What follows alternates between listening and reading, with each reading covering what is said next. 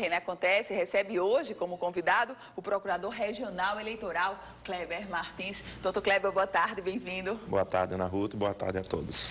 Doutor Kleber, 2016, um ano eleitoral, pré-campanha em curso. O senhor, como Procurador Regional Eleitoral, qual a grande preocupação desse momento, doutor Kleber? Bem, a nossa preocupação é nos anteciparmos àquelas ilicitudes que todos os anos se repetiam nas eleições anteriores. Como, por exemplo, casos de propaganda antecipada, propaganda irregular,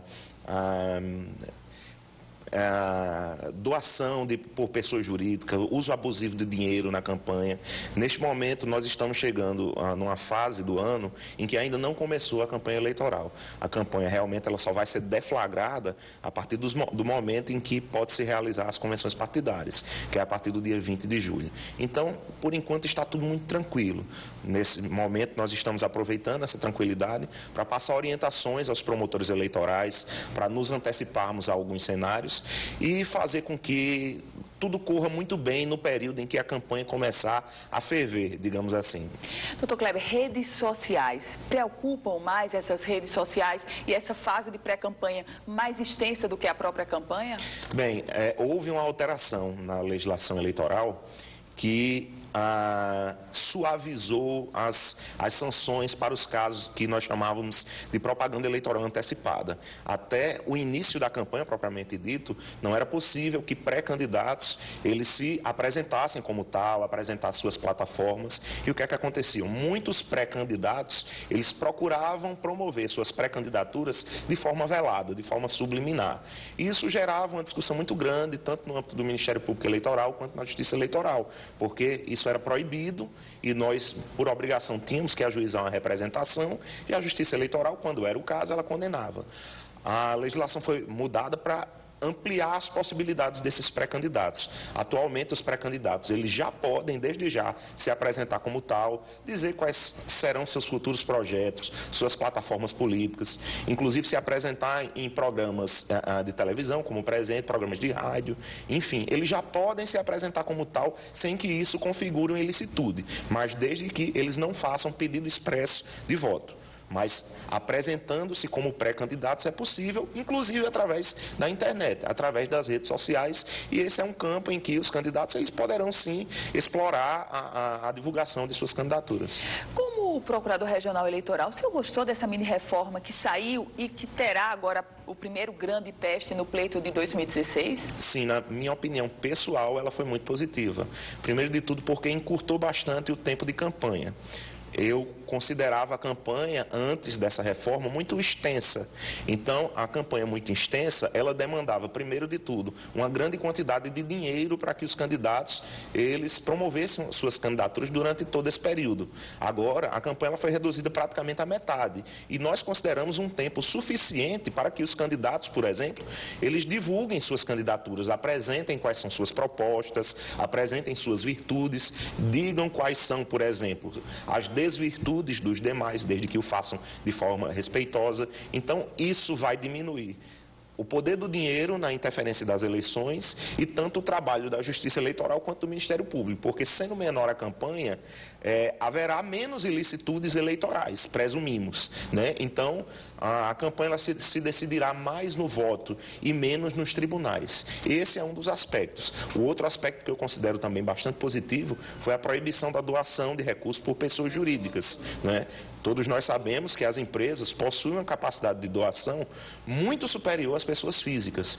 Então, havia uma possibilidade de as empresas que doassem recursos para determinados candidatos terminavam tendo uma interferência decisiva em prol desses candidatos, né? Então, agora, com essa proibição, nós esperamos que o poder do dinheiro ele seja reduzido no resultado das urnas. Agora, só pessoas físicas podem doar e até um teto dos seus rendimentos dos anos anteriores, que é igual a 10%. Então, tornou mais fácil o controle e esperamos que seja mais isonômico a disputa entre os candidatos.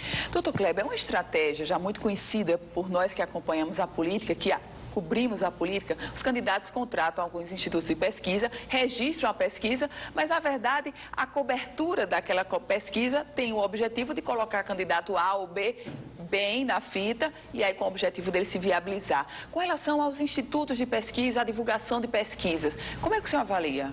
Bem, a fraude em pesquisas eleitorais é uma ilicitude muito grave, né? Inicialmente, a Justiça Eleitoral, as normas, elas pedem apenas que a pesquisa seja registrada, que ela observe determinados requisitos de divulgação, né? Mas se for constatado que houve manipulação dos resultados da pesquisa, os responsáveis por isso, tanto quem realizou quanto o candidato a quem ela pretendeu beneficiar, com certeza, serão responsabilizados. Hoje em dia, nós temos uma estrutura de fiscalização e uma familiaridade muito maior com eleições que nos permitem identificar isso aí, inclusive realizar perícias para saber se realmente era possível que aquela pesquisa desse aquele resultado e se a distorção foi apenas uma margem de erro ou se houve realmente uma manipulação de resultados a ponto de influir na decisão de cada eleitor, porque, infelizmente, nós sabemos que muitos eleitores, eles se deixam levar na escolha de seus candidatos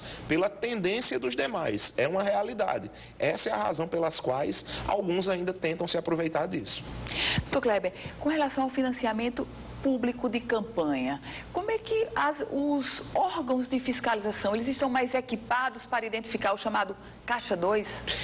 Sim, o Caixa 2 é uma prática que ela é feita para não ser identificada. É nada mais do que a doação de dinheiro de forma não contabilizada, de forma não declarada, certo? É como se, por exemplo, eu declarasse que doei X a um candidato, doação essa que deve ser feita através de uma conta bancária, mediante recibo eleitoral e, ao final, com prestação de contas à Justiça Eleitoral, e por trás eu dou a ele 10x, certo? E ninguém fala nada, né? É possível se detectar? É muito difícil justamente porque essa movimentação de recursos, ela não deixa rastros. O que nós podemos verificar, por exemplo, é a desproporção entre a estrutura que o candidato utiliza e aquilo que ele declarou. Pelo que ele declara, por exemplo, nós teríamos uma estrutura modesta, franciscana, mas na prática nós verificamos um cenário completamente diferente. Uma estrutura que só poderia ser custeada com muitos recursos, né? Então, essa é uma forma de se detectar e através também de depoimentos de testemunhas. Hoje em dia, inclusive, o Instituto da Delação Premiada, ele está revelando que campanhas anteriores foram custeadas com recursos de Caixa 2. Hoje mesmo a imprensa já vem divulgando isso em relação ao governador de Minas Gerais, né? É uma doação através de Caixa 2. Então, são ferramentas das quais nós podemos utilizar que nos permitem chegar a esse resultado, mas o ideal realmente é que esse tipo de prática ainda não ocorresse. Se ocorre é porque realmente deve haver algo que vale muito a pena nessa eleição. Procurador Regional Eleitoral Kleber Martins, obrigada por suas informações, suas análises aqui no RN Acontece. Obrigada. Eu que agradeço a oportunidade. Boa tarde. Se você quiser rever essa entrevista completa, é só acessar www.politicaemfoco.com, um site especializado na política do Rio Grande do Norte e do Brasil. O RN Acontece vai ficando por aqui.